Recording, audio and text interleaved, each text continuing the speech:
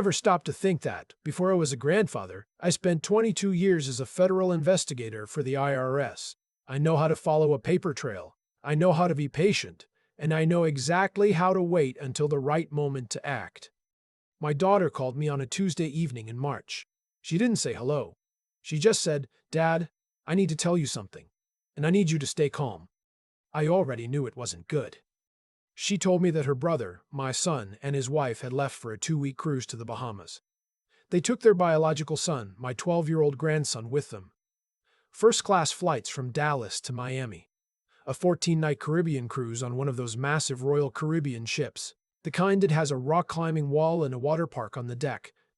They did not take their adopted daughter.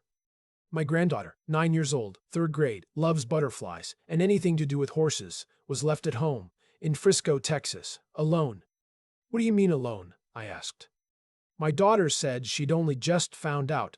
A neighbor had texted her because she saw the little girl sitting on the front porch by herself at 7 in the evening. The neighbor thought it was odd. My daughter drove over immediately. She found my granddaughter inside in the kitchen, eating crackers out of a box. There was a loaf of bread on the counter, a jar of peanut butter, a case of water bottles. The refrigerator had a padlock on it. I'm going to let that sink in for a moment, because when my daughter said it to me, I had to ask her to repeat herself. The refrigerator had a padlock on it. My son, my own son, who I coached in Little League, who I drove to college orientation, who I stood next to when he married that woman, had locked the refrigerator before leaving for a 2-week vacation, and left a 9-year-old girl alone in a house with a loaf of bread and a jar of peanut butter. I didn't sleep that night. I sat at my kitchen table in Tulsa with a cup of coffee I never drink, and I made a list, old habit from my IRS days. When you don't know what to do, you start with what you know. What I knew, my granddaughter's name was Piper. She was 9. She'd been with our family since she was 4, adopted through the foster system after a start to life that no child should ever have. She had finally started to feel like she belonged somewhere. She called me Grandpa without any hesitation. She drew pictures of our house when she was at school. What I also knew, my son's wife had never fully accepted her, not in the way that counted. There were always small things. Piper didn't get a birthday party the year my grandson got a laser tag event with 15 kids. Piper's Christmas gifts were practical: socks, a backpack, while my grandsons were wrapped in boxes the size of furniture. I said something once, quietly, to my son. He told me I was reading into things, that his wife loved both kids equally, that I didn't understand their dynamic. I let it go. I shouldn't have. I called my son's cell phone that night. No answer. I called again. No answer. I sent a text, "Call me. Now." He didn't. At 6 in the morning, I booked a flight from Tulsa to Dallas. I was on the ground by 8:30. My daughter picked me up and drove me to the house in Frisco. Piper was asleep on the couch with the television on. She'd been staying at the house because my daughter didn't want to move her. She thought it might feel more disruptive to take her away from her own bedroom, her own things. The neighbor had been checking in. My daughter had stayed the night. When Piper woke up and saw me standing in the living room, she didn't say anything. She just walked over and put her arms around my waist. I held the back of her head with my hand. She said, "I didn't know where they went." I said, "I know, sweetheart." She said, "They didn't wake me up to say goodbye." I had to take a breath before I could answer her. I started going through the house while Piper had breakfast with my daughter, methodically, quietly. Not because I was snooping, I was protecting. There's a difference. The padlock on the refrigerator was the kind you buy at a hardware store. It was a combination lock. Piper didn't know the combination. There was fruit inside. I could see it through the door seal. Containers of leftovers, a gallon of milk, fruit. But she couldn't get to any of it. She'd been living on peanut butter and crackers for 4 days. 4 days. I found the thermostat set to 68, which was fine. I found all the lights on timers, which I thought was odd until I realized they'd probably done it to make the house look occupied from the street. There was a note on the kitchen counter written in my daughter-in-law's handwriting. It said, "Piper, bread and peanut butter are on the counter. Be good. We'll be back on the 18th. No phone number, no emergency contact, no name of a neighbor to call. Just be good." I photographed everything. The note, the padlock, the near-empty bread bag, the peanut butter jar with maybe 3 tablespoons left in the bottom. I called a friend of mine who's been a family law attorney in Oklahoma for 30 years. I woke him up. He said, "Frank, do not touch anything else. Take the photos. Call CPS and the local police, non-emergency line. Do it in that order." I did exactly that. The Frisco police came within the hour. 2 officers, a woman and a man, both young enough to be my grandchildren. The woman looked at the refrigerator padlock and said something under her breath that I won't repeat here. They photographed everything themselves. They called Child Protective Services while they were still in the house. A CPS worker arrived within 90 minutes. While all of this was happening, Piper was in her room. My daughter sat with her and they did a puzzle together. A horse puzzle, 500 pieces. I could hear them talking quietly. The CPS worker, a woman named Andrea, calm and methodical, the kind of professional I immediately trusted, interviewed Piper separately. I waited in the kitchen. It was the longest 45 minutes of my life. When Andrea came out, she had a look on her face that told me everything before she said a word. She said Piper had told her that this wasn't the first time she'd been left out, that she'd been told she couldn't come on the cruise because she wouldn't appreciate it. That her mother, my daughter-in-law, had told her 2 nights before they left. That some families have to work harder to belong. And that she hadn't earned a trip like this yet. I had to grip the edge of the kitchen counter to keep my hands still. Andrea said CPS would be opening an investigation. She said Piper was safe now that family was present, and that the priority was making sure she stayed safe. She asked if Piper could stay with me or my daughter while the investigation proceeded. I said yes. I said absolutely yes. Then I started making calls. My IRS background doesn't just teach you patience, it teaches you documentation. I spent the rest of that afternoon building a file. I requested my son's credit card records. I'm still a joint signatory on an old account we'd set up years ago for family emergencies, which he'd apparently forgotten about.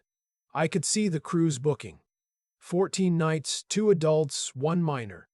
$4,300 for the cabin alone. Excursions booked in Nassau, St. Thomas, and Cozumel. A drink package upgrade. A specialty dining reservation at the Italian restaurant on board. $4,300 for vacation they specifically excluded their adopted daughter from. I also found something else in those records. 6 months earlier, there was a charge to a private school in Plano. $11,000. My grandson's tuition, paid in full for the year. Piper was enrolled in the public school 2 miles from their house. I saved everything to a flash drive and gave a copy to my attorney friend that evening. My daughter-in-law's mother called me that night. I don't know how she found out what was happening, but she called me and she said, and I want to be precise here because I still can't quite believe she said this.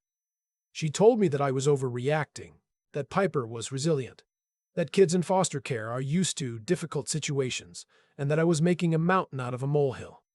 I told her, as calmly as I could manage, that a child's history of hardship is not a license to create more hardship. And then I hung up.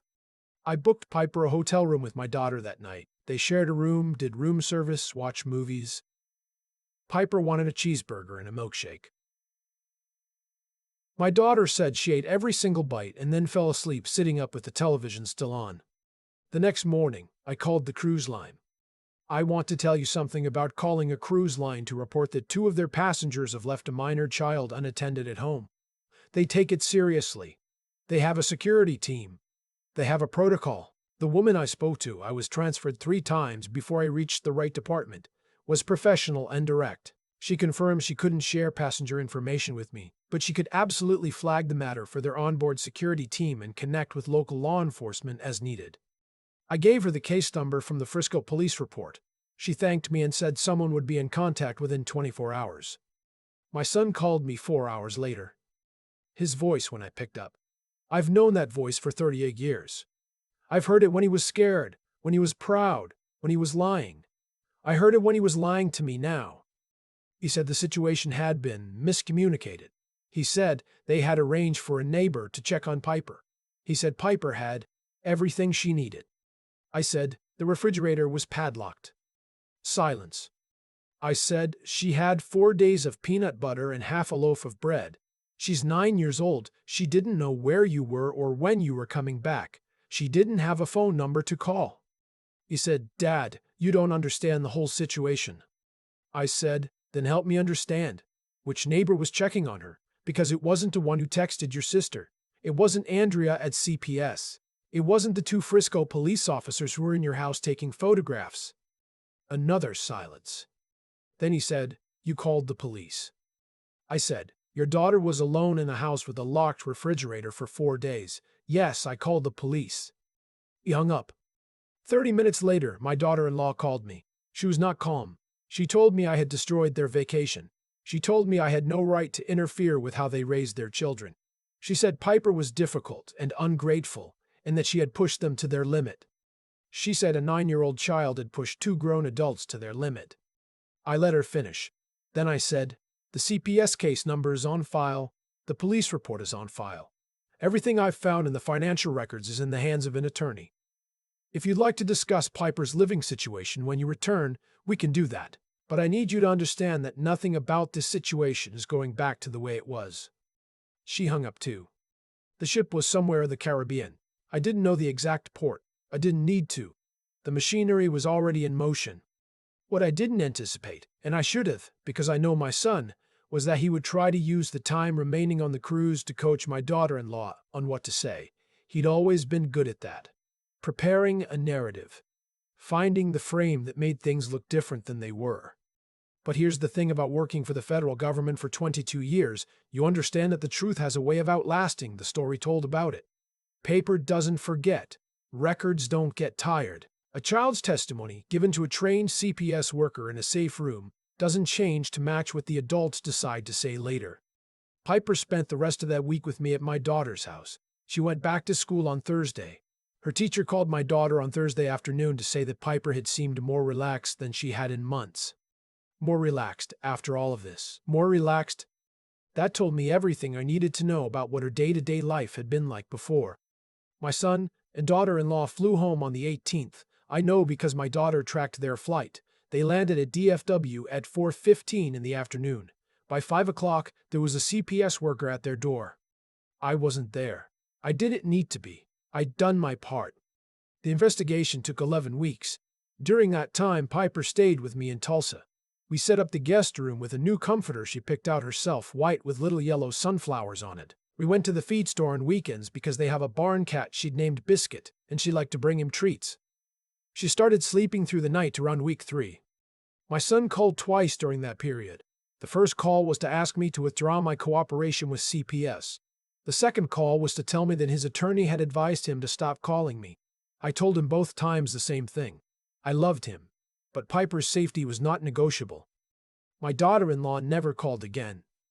At the end of the 11 weeks, CPS completed their findings. Neglect was substantiated. Both my son and daughter-in-law were required to complete parenting classes. There was a formal safety plan in place. The family court judge, a woman who looked at my son over her reading glasses in a way that I can only describe as exhausted disappointment, awarded me temporary guardianship of Piper pending a review in 6 months.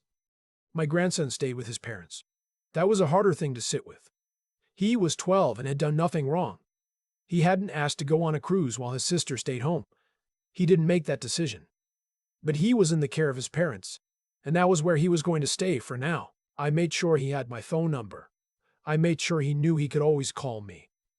He called me 2 weeks later just to talk. We spoke for an hour about baseball. The 6-month review came in September. By that point, Piper had been with me long enough that she had a routine. She had a school she liked, a teacher she adored, a friend named, well, the friend's name doesn't matter, but they spent every Saturday afternoon together. Piper had started taking riding lessons at a stable 20 minutes from my house. The instructor told me she was a natural. The judge reviewed everything at the September hearing. My son's attorney made arguments about family reunification. My attorney presented the documentation, the financial records showing the disparity in how the children were treated, the school enrollment difference, the photographs from the house, the CPS findings, the neighbor's original text to my daughter, Piper's own statements. The judge asked Piper where she wanted to live. Piper said, with Grandpa, because he came to get me. The judge awarded me full guardianship. I won't pretend that the drive home from that courthouse was easy. I don't believe in easy. I believe in doing what's right and understanding that doing what's right is often the hardest available option. I thought about my son, about the little boy he used to be. about where things went wrong, about what I might have done differently when I saw the early signs that his wife was treating Piper differently, and I said nothing, did nothing, told myself it wasn't my place. That's the part I carry. That's the weight I don't put down. But when I got home, Piper was in the backyard with the neighbor's dog, throwing a tennis ball across the grass in the long September light. She heard the car and ran over. She was out of breath and her sneakers were muddy and she had grass stains on her jeans and she looked completely and entirely like a child who was exactly where she was supposed to be. She said, "Grandpa, did it go okay?" I said, "It went okay, sweetheart. You're staying with me." She nodded like she'd already known, like she'd never really doubted it. I went inside and put the kettle on and stood at the kitchen window watching her go back to throwing the ball. And I thought about the note left on the counter of that house in Frisco. Be good. 2 words. No signature. No warmth. Some people think love is a feeling. I've lived long enough to know it's a decision you make and then keep making, every single day, even when it's inconvenient, even when it costs you something, even when the person you're protecting doesn't have any way to protect themselves. Piper deserves someone who would make that decision. I'm glad I was still around to be that person. I keep thinking about that note on the kitchen counter. Be good. 2 words, no name, no phone number, no warmth. Just an instruction left for a 9-year-old girl who had already spent the first 4 years of her life being told, in one way or another, that she wasn't quite enough. What I've come to believe, and I didn't arrive at this belief easily, is that the things we allow are just as powerful as the things we do. For years I saw the signs. The birthday party that never happened. The Christmas gifts that said obligation instead of love. The private school for one child and the public school 2 miles away for the other. I noticed. I said something once quietly to my son. He told me I was reading into things, and I let it go. That's the part I carry, not the padlock, not the peanut butter, the moment I chose to keep the peace instead of protect a child. There's a kind of wisdom that only comes from being honest about your own failures. I don't mean beating yourself up, I mean looking clearly at what you did and didn't do, and deciding that the next choice will be different. When my daughter called me that Tuesday evening, I didn't hesitate. Not because I'm a particularly brave man, but because I'd already used up my quota of hesitation. I wasn't going to do it again. What carried me through wasn't anger, though I had plenty of that. It was something more deliberate. 22 years of federal work teaches you that feelings are not a strategy. Documentation is a strategy. Documentation is a strategy. Patience is a strategy. Knowing which call to make first and making it calmly is a strategy. I photographed the padlock. I called the attorney before I called my son. I built the file before I raised my voice. That discipline, the ability to think clearly when everything in you wants to rage, is something I'm grateful I had. Without it, I might have confronted my son in a way that gave his lawyers something to work with. Instead, I gave the judge something to rule on. But the piece I want to sit with, the piece I think matters most, is Piper herself. She went back to school 3 days after I arrived. Her teacher called to say she seemed more relaxed than she had in months. Not happier exactly, more settled, like a child who had finally exhaled. That kind of resilience doesn't come from nowhere. It comes from something already inside a person, something that endures even when the people around them don't deserve it. Piper had been carrying herself through a hard situation with more dignity than most adults I know. She just needed someone to show up and make the situation stop. That's what I think about when people talk about what children need. They need someone to show up. Not perfectly, not with all the answers. Just someone who looks at them and decides, without negotiating, that they are worth the inconvenience, worth the conflict, worth the cost. My son made his choices, and those choices had consequences. That's not justice in any grand sense. It's just the plain arithmetic of how decisions work. You treat a child like a burden long enough, and eventually someone with the means to intervene will find out. What you build in secret rarely stays secret. What you document carefully rarely gets erased. Piper picked out a sunflower comforter for her room in my house. She named the barn cat at the feed store. She takes riding lessons on Saturday mornings and comes home with mud on her boots and something easy in her face that wasn't there before. That's what I was fighting for. Not a ruling, not a record. Just that look on her face on a Saturday afternoon. It was worth every bit of it.